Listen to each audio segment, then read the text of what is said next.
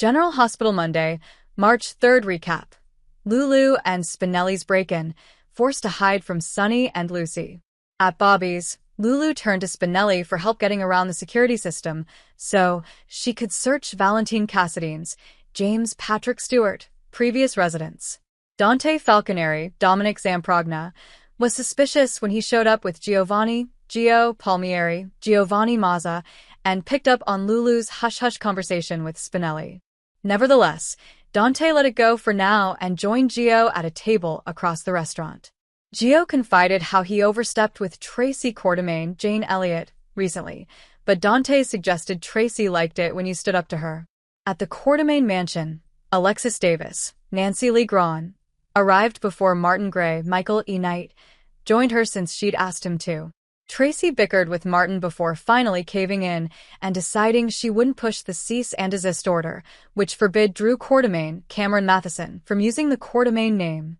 Martin took that as confirmation that Tracy knew they were over the property line and suggested it was his duty to report it. Tracy got riled up enough to change her mind and move forward with the cease and desist order after all. Tracy even went as far as calling Dante and trying to have Martin arrested for trespassing, but Dante refused and tried to ease the conflict instead. Martin ultimately took off willingly. As for Gio, he tried to remind Tracy of the 5-5-5 rule that his mother always talked about. Whenever you were angry, it was important to ask if it'd still matter in 5 minutes, 5 months, or 5 years. Tracy appreciated Joe's words and suggested he gave her a lot to think about. Even so, Tracy eventually stood by her decision to move forward with the cease and desist order since the Quartermaine name was that important. Next on Monday's GH episode, Spinelli shut off the security system and went inside Valentine's house in the suburbs with Lulu. As Lulu and Spinelli prepared to search, they heard someone coming and hid in Valentine's office area. Since Sonny needed a new place, Lucy wound up showing him around and played up how secure it was. Christina Corinthos Davis, Kate Monsey, showed up and acted shocked that Sonny was considering Valentine's former residence, so Lucy sheepishly admitted she was getting around to telling him that part. However, Christina admitted this huge house would be a lot better than Ava Jerome's, Mora West, tiny apartment, and thought Avery would love it, so Sonny seemed ready to make a deal. Once they were alone, Lulu hinted to Spinelli that they needed to head to Martin's place next since she felt confident he was hiding Valentine info. In Miami, Brad Cooper, Perry Shun, bought Lucas Jones, Van Hansis, a drink before they reminisced at the bar. Lucas ultimately hinted about trying again, so passion erupted as he wound up in a hotel room with Brad. The clothes started coming off before Brad landed on the bed, but then he told Lucas to stop.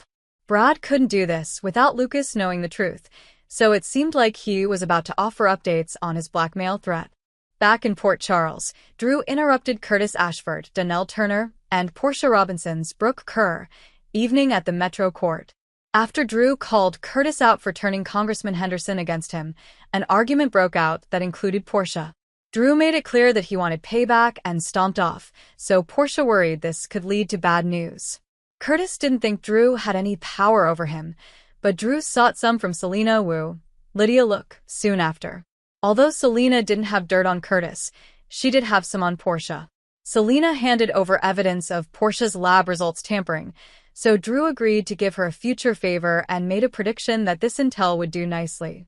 In the Quartermaine kitchen, Sasha Gilmore Corbin, Sophia Matson, told Jason Morgan, Steve Burton, about Carly Spencer, Laura Wright, offering her a job and a room until she could save up enough for a new place. Jason offered to just pay for the new place, but Sasha once again stressed her desire for independence. After Jason left, Jen Sidwell, Carlo Rhoda, showed up to offer Sasha a deal.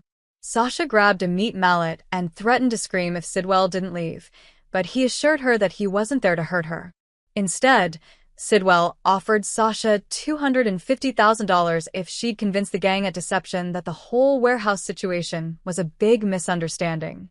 Sasha assumed Sidwell was asking her to lie, but he argued that he wanted her to tell the full stolen diamond story and how he couldn't go to the authorities. Sidwell basically wanted Sasha to put the blame on Holly Sutton Emma Sams and be paid handsomely for it. When Jason returned and realized Sidwell was there, He flew into a rage and ordered Sidwell to get away from Sasha.